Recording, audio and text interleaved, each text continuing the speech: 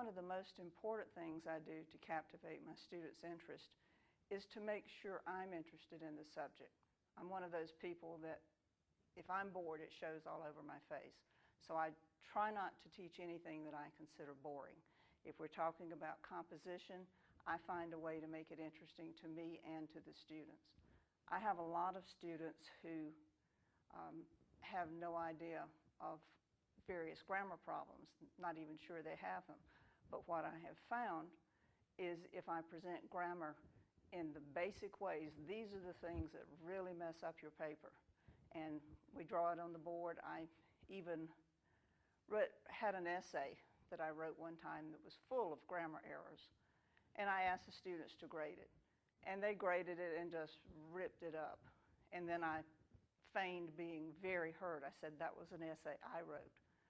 And the class looked very startled, and then they started laughing. They realized I was making a joke.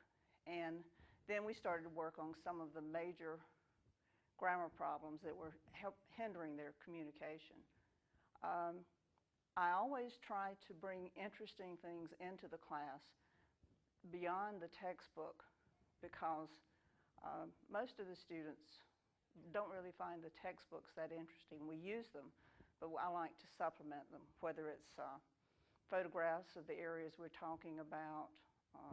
Anytime I'm in the classroom, I'm always interested in the student who's very quiet, sitting in the corner, hoping he or she won't be noticed.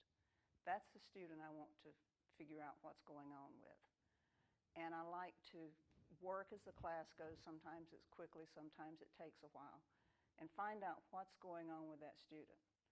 A lot of time they feel very insecure with English. English is sometimes an intimidating subject.